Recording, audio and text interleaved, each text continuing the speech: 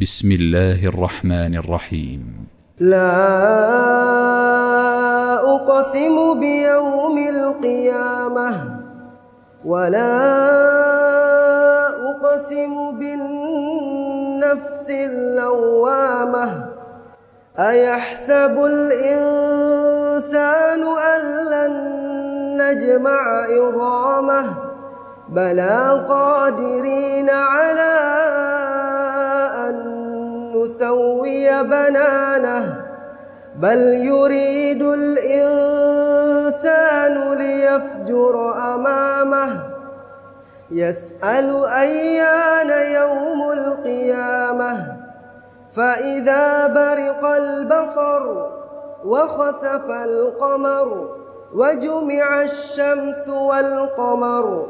يقول الإنسان يومئذ أين المفر كلا لا وزر إلى ربك يومئذ المستقر ينبأ الإنسان يومئذ بما قدم وأخر بل الإنسان على نفسه بصيرة ولو ألقى معاذيره لا تحرك به لسانك لتعجل به إن علينا جمعه وقرآنه فإذا قرأناه فاتبع قرآنه ثم إن علينا بيانه كلا بل تحبون العاجلة وتذرون الآخرة وجوه يومئذ ناظرة إلى ربها ناظرة ووجوه يومئذ باسرة تظن أن يفعل بها فاقرة كلا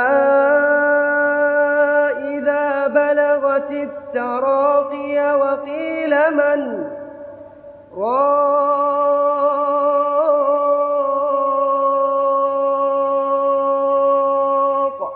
وظن أنه الفراق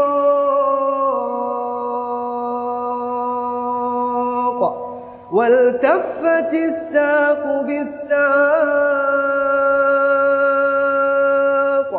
إلى ربك يومئذ المساق فلا صدق ولا صلى ولكن كذب وتولى ثم ذهب إلى أهله يتمطى أولى لك فأولى ثم أولى لك فأولى أيحسب الإنسان أن يترك سدى ألم يك نطفة من مني يمنى ثم كان علقة فخلق فسوى فجعل منه الزوجين الذكر والأنثى أليس ذلك بقادر على أن يحيي الموتى